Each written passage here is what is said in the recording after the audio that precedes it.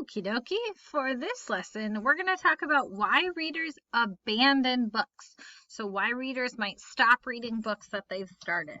Because there might be times when we realize that a book we are reading isn't right for us. When this happens, it's important that we think about abandoning it and finding a book that is a better fit. Okay? It's okay. It's not the end of the world. Today, we'll talk about different reasons a reader might have for putting down a book and choosing something else to read. So I'm going to tell you about when I was in junior high, like middle school. I started reading The Fellowship of the Ring, which is one of the Lord of the Rings books. I had read The Hobbit, which is by the same author, and I loved it. And so I thought, hey, I'll read The Fellowship of the Ring.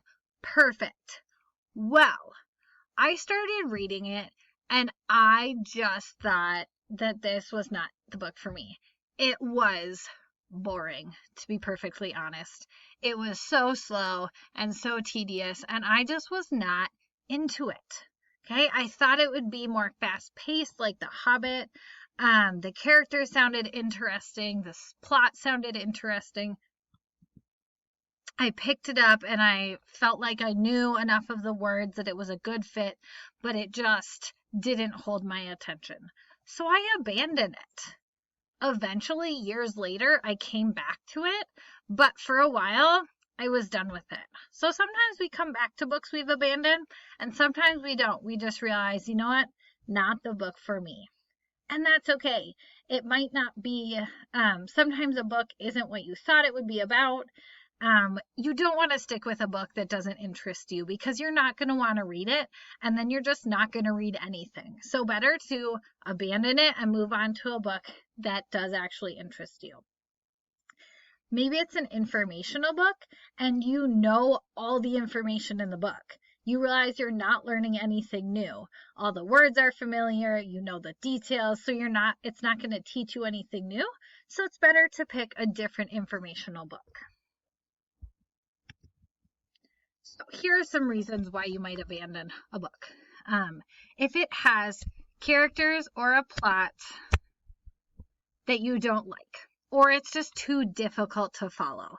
So you think based on the title, based on the back cover, based on the first few pages, that it was going to be a good fit. But as you're going along, you find out, wait, this just isn't interesting to me. I don't want to read a book about a group of girls going to a Halloween party or whatever. I don't know. It just might not be for you, and that's okay.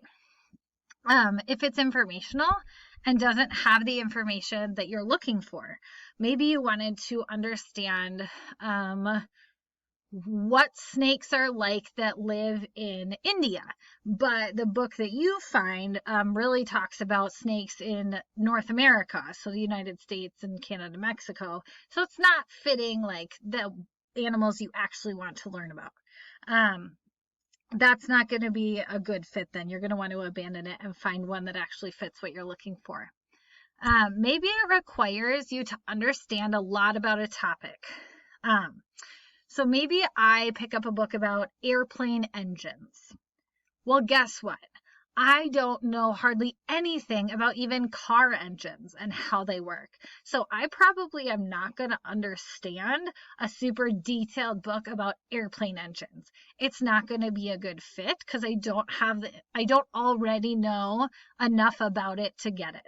Now, if it was a simple book about it, I might understand enough. So it just depends on how detailed the book is, and you might not realize that until you start reading it and you discover, wait, I don't know enough about this. I need to pick a different book and maybe come back to this book later when I know more. Another reason is it no longer fits its purpose. So maybe you were doing a project for school about the Revolutionary War. Okay, we're going to learn about that this year. So maybe you'd picked up a book to learn about it, but then you go back to your book box, you find it in there 2 weeks after we finish the project, and you realize, oh, I don't need this book anymore. I can return it. I'm done with the project, so it doesn't fit what I need it to do anymore. I checked it out at a different time. It might be too easy or too hard. Okay, so like I said, you might start reading it, especially if you're checking it out virtually from the library, or you like reserve it at the library and then go pick it up. You might find out it's not a good fit like you thought it was going to be. It's too boring. Okay, that one I want to talk about for a second because usually the beginnings of books are kind of boring. You're just getting to know the characters. You don't know exactly what's going on. So it takes a little bit for them to sort of get going. So just be careful not to abandon them too early because it seems like it's going to be boring. It might stay boring forever. Like Fellowship of the Ring, how far into it? I was probably at least 50 pages into it before I finally abandoned it and decided it was too boring. But if you just give it like 2 pages or 5 pages, most books are boring in the first 5 pages. So I would encourage you to read enough of the book to make sure that it's actually boring and not just sort of the beginning boring.